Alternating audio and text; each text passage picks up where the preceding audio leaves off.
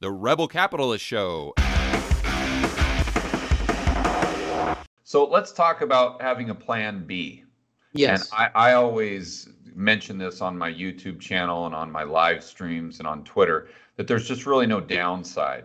And a lot of pushback I get from Americans is to say, listen, I just can't pack up and go to Puerto Rico for Act 2022 or Act 60, I think they call it now.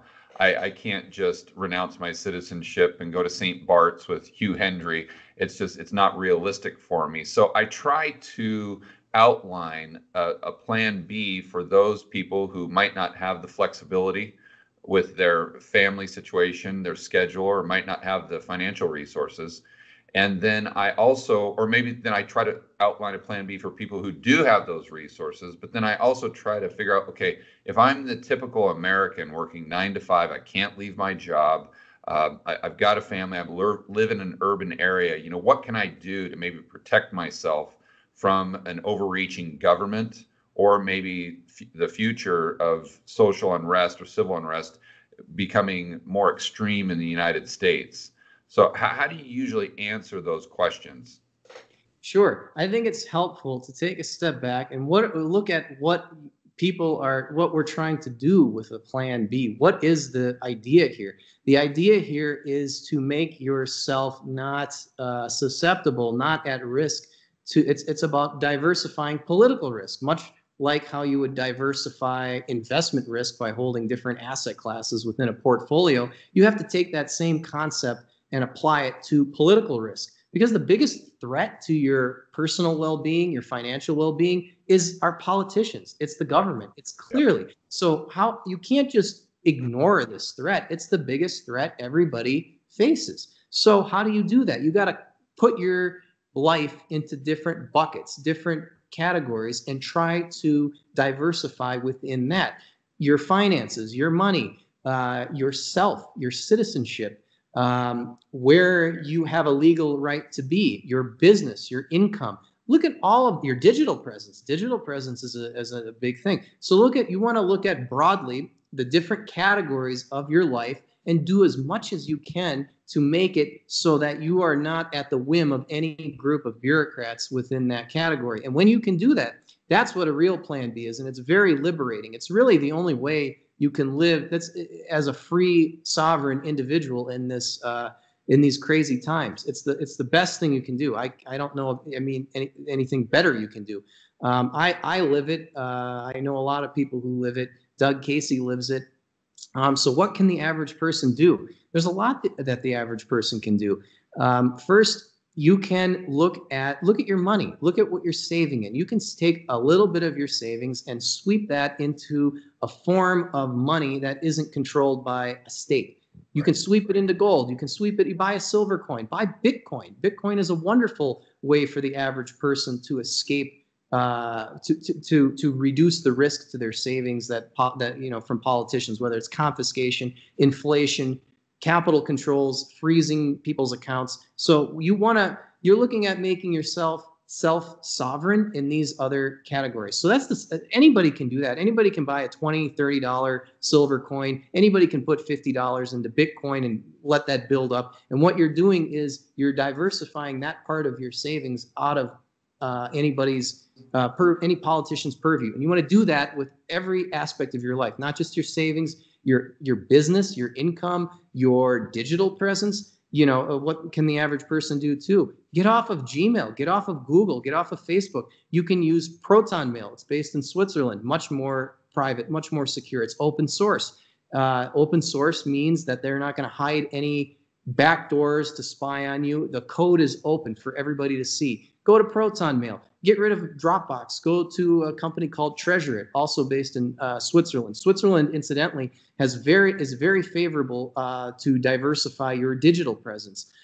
Use a VPN. Use a VPN that disguises where you are connecting to the internet from and doesn't allow your internet service provider to see everything you do online. So those are the two things that I would say that anybody can do. Anybody from an Uber driver, a freelancer, people of very modest means, they can diversify their digital presence and start building up a nest egg in money that isn't controlled by anybody. Yeah, great.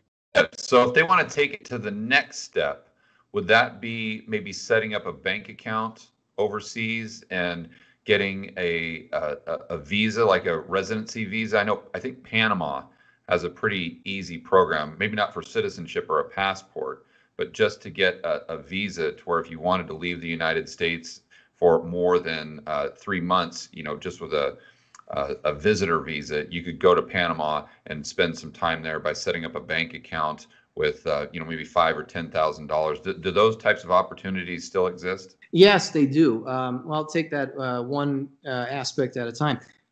First, having a foreign bank account is not as valuable as it used to be. It is. It still provides some value, but honestly, all these governments are all sharing information. I mean, it's not going to be private, so forget about privacy. There's no privacy with a foreign bank account, especially if you're an American. The U.S. government and the IRS has basically coerced the entire planet, unless you own a bank in Cuba or North Korea or Iran. They're gonna send all your financial information to the IRS. So forget about privacy. I mean, you shouldn't even be thinking about not doing that, because if you're an American, the penalties are draconian. So it's kind of a stupid thing. And to have money in fiat money in this inflationary time too doesn't make a heck of a lot of sense. But it does make sense to have some money outside of your home country. In case something like Cyprus happens in your home country. So you want to, that was a perfect example. Or just a lockdown with I call it the cerveza sickness. You get a lockdown and you're like, okay, I want to check out here for a few months. Bam, you got a bank account set up, you got a visa, Yes. you're ready to go.